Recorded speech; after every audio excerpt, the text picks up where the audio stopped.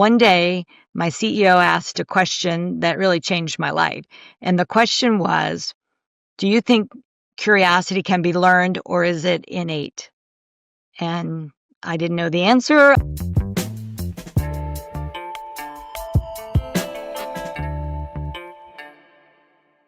Hey there, folks. Welcome to today's episode of the Strategy and Leadership Podcast, brought to you by SME Strategy. We facilitate strategic planning sessions and help leadership teams get aligned by applying a Socratic method and helping teams get on the same page. Now, what is the Socratic method? Well, it's really just asking questions. It's instead of giving answers, it's about asking questions. And today we are going to talk about curiosity. Today's guest, Dr. Debra Clary, is the author of The Curiosity Curve, A Leader's Guide to Growth and Transformation through Bold Questions.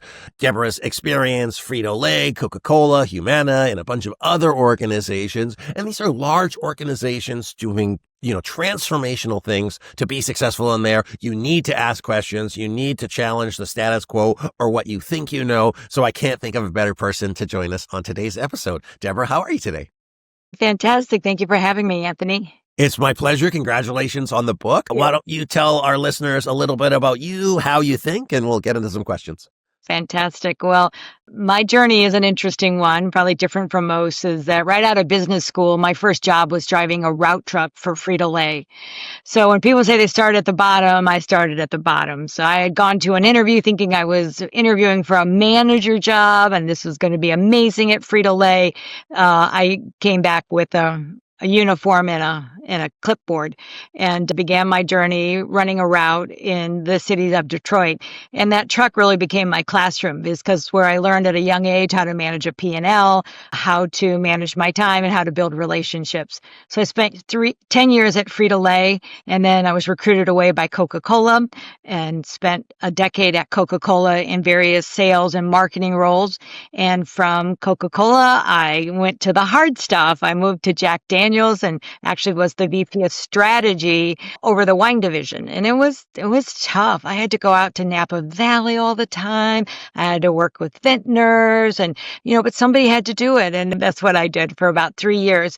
And it was there that I got really interested in leadership and culture and really wondering about what makes a leader great and what makes a culture great. And so I decided to go back for my doctorate in leader development and org design, just trying to understand how to put words around it. And so I was working full-time, going to school full-time at George Washington University in DC. And then I graduated and now what? I have all this amazing knowledge of theory and how to make change happen. And I have all this business background. And this opportunity presented itself to stand up a leadership institute at Humana, which is a $100 billion healthcare company that was at that time really looking to transform from a transactional organization to a transformational organization. And so I spent nearly 18 years at Humana running their leadership institute. And one day, my CEO asked a question that really changed my life. And the question was, do you think curiosity can be learned or is it innate? And I didn't know the answer. I went and did some research and came back and said, good news, curiosity can be learned. And that set me on this trajectory of wanting to go deeper in understanding the relatedness between curiosity and culture and leadership. So I commissioned a group of researchers. This was just all off the side of my desk, nothing to do with Humana. It was just like a hobby, if you will, because I was so passionate about trying to understand the role that curiosity played in strategy and in performance. And so I asked a group of researchers to find out, is there a relatedness between leadership, performance, and curiosity? They came back and said there's a direct correlation. And that's when I said, I must go do this work. So I left corporate. In the last 2 years, I've been writing. And now recently, the book was just launched by Fast Company Press about how organizations can put curiosity into their organization. Excellent. I mean, quite a journey. Not only did you have a truck to learn from, but great organizations to work from. Yeah. And then, one of the things that I think about, I used to have a wine blog. I was big into that. And then when you think like cultivating, you have to just try stuff. You have to foster stuff and you have to wonder, what could make this thing better? And I think at the heart of what we're talking about here is, hey, especially with leadership development, the spirit of the podcast, hey, how can we support people and the how? But tell me, how do you approach learning curiosity, assuming our listeners are curious about how to improve, which is probably why they're here? What are some things that you'd invite them to reflect on, to wonder on, and perhaps bring to their teams? Yeah. So first up, I would say that most people that I begin to work with think that curiosity is a luxury. It's a nice to have one day, maybe if I have time.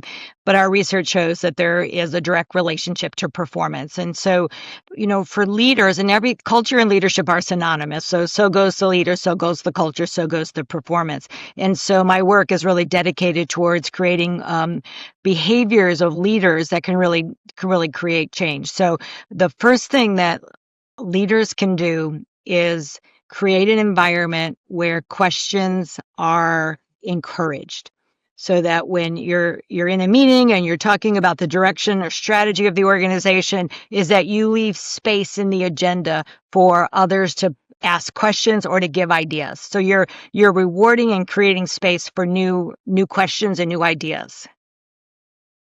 Okay, great. And so, conceptually, that's good. And I think that, and I'll say for myself, especially at given times, as a ego-driven leader, sometimes, you want to be directive. How can you balance that directiveness with creating space to ask questions and then have them, the space be given that it doesn't put somebody defensive? Hopefully that question makes sense, because curiosity sometimes occurs as questioning and or maybe challenging.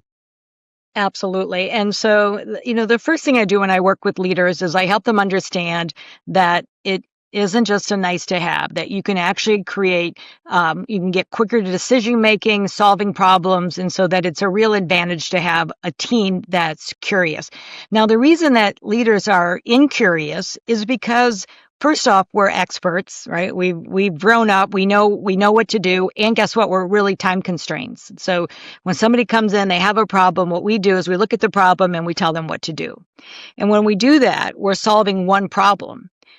Rather, if the leader asks a series of questions to the employee about the problem and how they could solve the problem, you're doing two things. One, you're building confidence that you think this person can actually solve it. And two, you might come up with ideas that you wouldn't come up with. So the first thing I do with leaders is helping them understand that there's real power in curiosity. And it starts with the mindset. The mindset, I have good answers, but others might as well. And if I want the best outcomes, I need to leave space for people to talk. Now, you look at what's happening currently, Gallup just reported the lowest engagement levels in the history of managing engagement. And of course, engagement is directly related to performance. So if leaders were to take a breath and take a look at what's happening inside their teams with low engagement, high retention, low job satisfaction, it's caused because in our task group, when we did a task group, we asked them, why are you so disengaged? They said, my leader doesn't know me and doesn't care to know me. Right. So when we say don't know me, it's not like they need to know that you have a puppy or it's more of, what are your own aspirations? What are your background? What can you contribute to this problem? People are telling us we want to make a contribution. So it sounds like, we work with leadership teams as well. There are arguably good leaders, less good leaders. Some are autocratic, some are supportive. What I'm hearing here is, for these successful leaders to drive better engagement and ultimately better results, even though they may have the answers, to train themselves, to remind themselves to be pulling from their people versus kind of solving the things there. And then above and beyond that, on a issue-based approach, generally, one of the tools to support greater engagement, to support better output, is to, try to truly understand, who's on the team, what's driving them, what's challenging them, what their needs are, et cetera, et cetera. Absolutely. The best thing a leader can say when asked a question is, I don't know, but let's explore what's possible. I don't know, but let's explore what's possible. Can you give me an example of in any of your organizations that you know were working in when that played out super well, and what the kind of the arc and trajectory of that, to kind of give a case study type example? Yeah. So at Frito Lay, I was a regional manager, and then there were district managers, and then there are the route drivers. And corporate had come out with a whole new line of sweet products.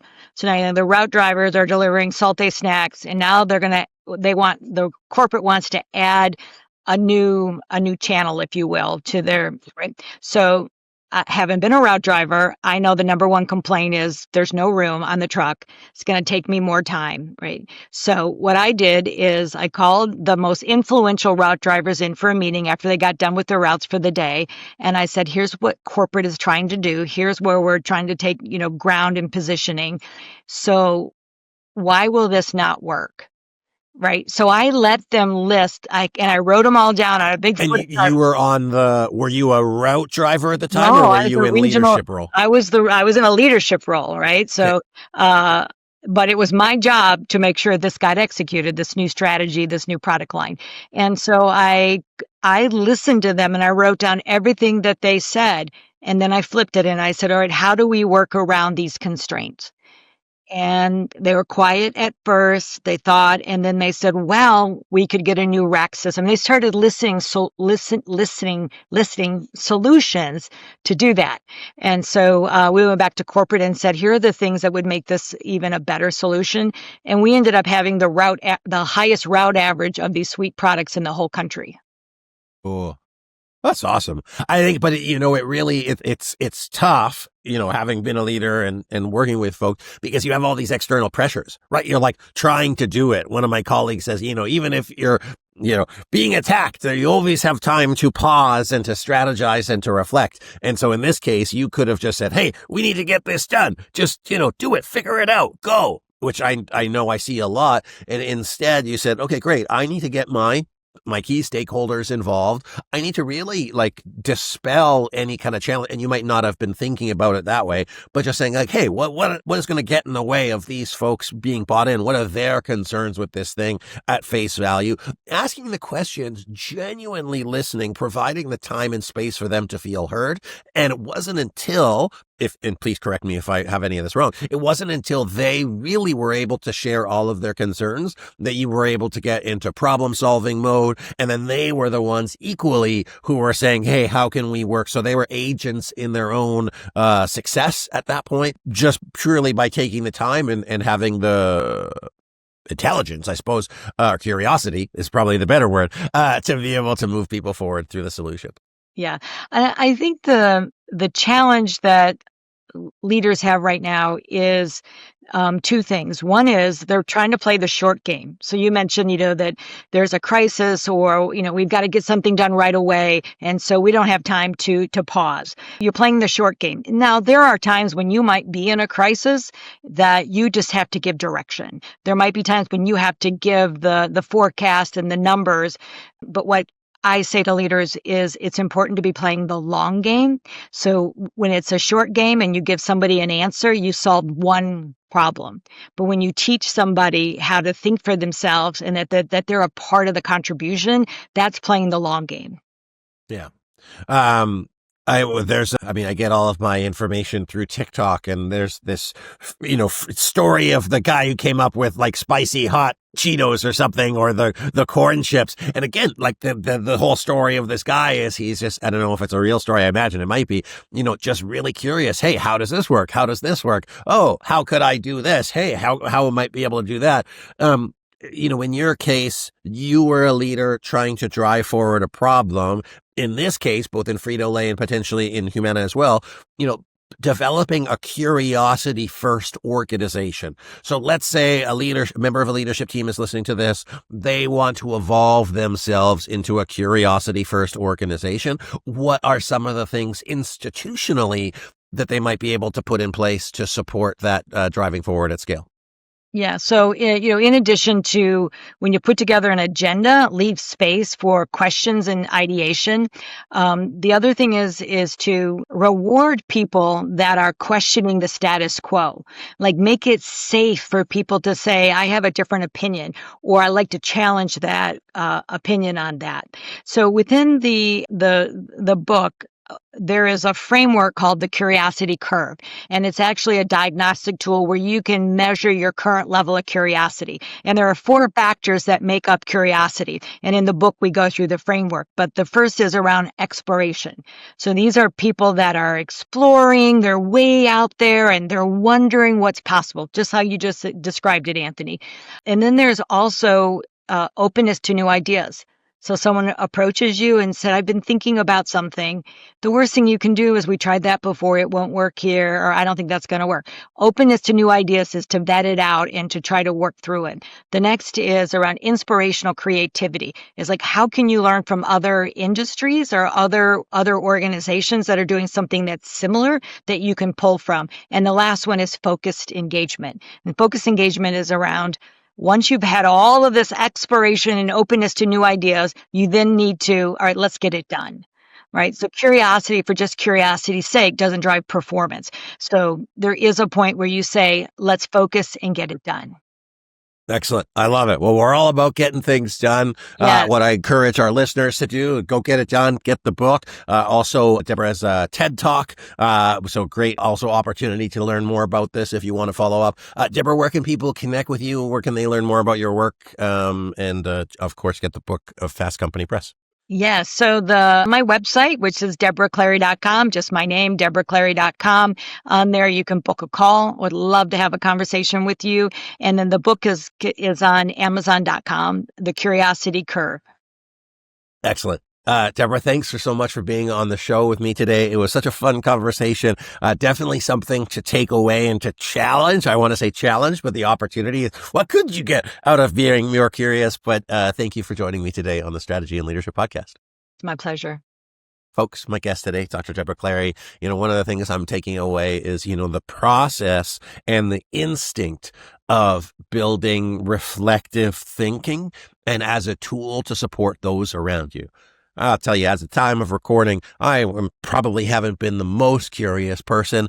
And so myself, I'm getting out of, hey, what can I do to support those around me? How can I enable them and empower them by asking questions, providing space for question, and just again, not rushing to answers. And what we're going to do is we're going to host a little alignment session to get realigned as a team to be able to provide time and space for those questions and then time and space for the answers that don't need to get created by me. So I encourage you to do the same if you and your teams are working through some challenges or some opportunities, because anything is possible when you're curious, and then take the curve all the way up. So I hope you enjoyed today's episode. Thank you again, Dr. Clary, for joining us today. Once again, this has been the Strategy and Leadership Podcast presented by SME Strategy. If you or somebody you know is going through a strategic planning offsite, feel free to reach out to us so that we can facilitate. We'd be happy to support.